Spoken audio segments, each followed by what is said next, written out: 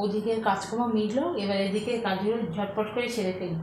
সারাক্ষণ বিছনাটার উপর বসে থাকবে, বই খাতায় ছড়িয়ে ছিটিয়ে কী অবস্থা করে রেখেছে।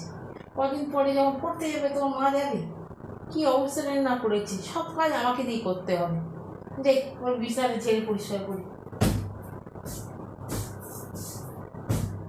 পরিষ্কার করে দিলাম, তাও তো এদিক ওদিক জিনিসপত্র পড়ে আছে। জলের বোতলটা দেখে মনে হচ্ছে ও তো আর জল খায় না। এটা কি ফেলে দেবো? অনেকদিন ধরে পড়ে আছে দেখছি এখানে। না না, ফেলে নষ্ট করবো না, এক কাজ করি, এটা বরং রেখে দিই যত্ন করে। ভাঙা চড়াওয়ালা যখন যাবে তাকে বরং দিয়ে দেবো, কিছু পয়সা পাওয়া যাবে। ও মা, এদিকে এবার চুড়াতে চিরুনিটা লেগে গেছে। ইস, চিমগুলো কি ফেলে দেবো? চিমটা তারপরে পরিষ্কার করবো। এক কাজ করি, চুলগুলো বরং রেখে দিই। এখান দিয়ে যখন যাবে কাঁচের বাটিওয়ালা, চুল দিয়ে বরং কাঁচের বাটি কিনবো কয়েকখানা, সেটাই ভালো হবে। যাই, এটা যত্ন করে রেখে আসি চুলগুলো কোনো একটা জায়গায়। এখন চুলের অনেক দাম। কতদিন ধরে একটা গামছা পড়ে আছে, পুরোনো ছেঁড়া গামছা। গামছাটা কি ফেলে দেবো?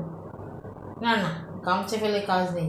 এক কাজ করি, অসময় হয়তো কাজে লেগে যেতে পারে, ঘরে নেতা করবো না, এটা বরং যত্ন করে আগে আলমারিতে তুলে রাখি। জিনিসপত্র নষ্ট করা যাবে না, সব কিছু গুছিয়ে রাখতে হবে, কখন কোনটা কাজে লাগে। পরিষ্কার করলাম, কিন্তু খাটের তলায় তো কাগজের বস্তা জমেছে। কী করি এগুলো? ফেলে দেবো? না না, ফেলে কাজ নেই।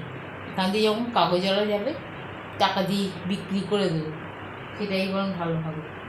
এখন বরং যাই, কাজেই যাই। বুঝতে প্লাস্টিকের বালতিটা এখন ফেটে গেল, এটা কি ফেলে দেবো? না না থাক, দেখ কাজ করবো, সিঁড়ির তলায় বরং রেখে আসবো, পুরো জিনিসপত্র রাখতে কাজে লাগবে। এখন তো সব মোটামুটি কাজ হয়ে গেল, এবার বরং যাই, আমি স্নানেই যাই।